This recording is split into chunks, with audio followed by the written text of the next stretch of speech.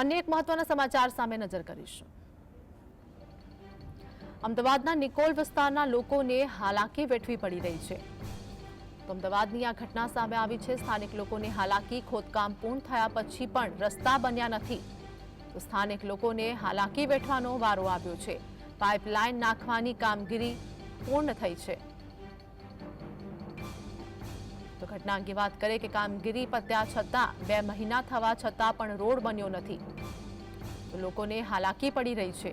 Nikol fire station, Shrinath party plot સહિત વિસ્તારમાં સમસ્યા સર્જાઈ છે। રસ્તા ઉપર ડ્રેનેજ ઓવરફ્લોની પણ સમસ્યા છે। અમદાવાદની આ ઘટના સામે આવી છે। ડ્રેનેજના પાણી અવારનવાર રોડ ઉપર ફરી વળતા હોવાનો આક્ષેપ પણ કરવામાં આવ્યો છે। લોકોને હાલાકી વેઠવાનો વારો આવ્યો છે। અમદાવાદના નિકોલ વિસ્તારના લોકોને હાલાકી વેઠવી પડી રહી છે।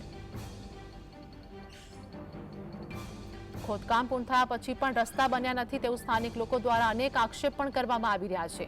ઘટના અંગે વાત કરીએ કે પાઇપલાઇન નાખવાની કામગીરી પણ પૂર્ણ થઈ ગઈ છે। તો સ્થાનિક લોકો દ્વારા અનેક આક્ષેપ કરવામાં આવી રહ્યા છે, જેમાં કામગીરી પત્યા છતાં 2 મહિના થવા છતાં પણ રોડ બન્યો નથી।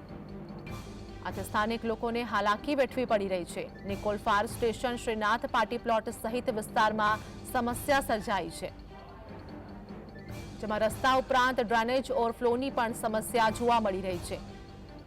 સ્થાનિક લોકોને હાલાકી વેઠવાનો વારો, ડ્રેનેજના પાણી અવારનવાર રોડ ઉપર ફરી વળતા હોવાનો આક્ષેપ સ્થાનિક લોકો દ્વારા કરવામાં આવ્યો છે।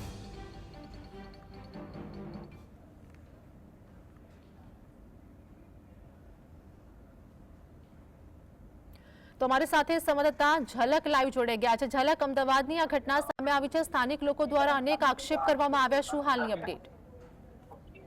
જે અમદાવાદને સ્માર્ટ સિટી કહેવામાં આવે છે, પરંતુ જે કેટલાક વિસ્તારો છે ત્યાં જે અમદાવાદ મહાનગરપાલિકા છે તે પ્રાથમિક સુવિધા પણ યોગ્ય રીતે આપી શકતી નથી। નિકોલ વિસ્તારની વાત કરવામાં આવે તો અહીંયા જે સ્ટ્રોંગ વોટર લાઈન નાખવાની કામગીરી છે તે કરવામાં આવી હતી, એટલે કે જે ગત ચોમાસામાં જે નિકોલ વિસ્તાર બેટમાં ફેરવાઈ ગયું હતું તે આવતા વર્ષ ચોમાસામાં ન સર્જાય તે માટે જે વરસાદી પાણીની લાઈનો નાખવામાં આવી, પરંતુ ત્યારબાદ જે 1 મહિનો ઉપર થવા છતાં જે રોડ છે તે રોડ બનાવવામાં આવ્યા નથી।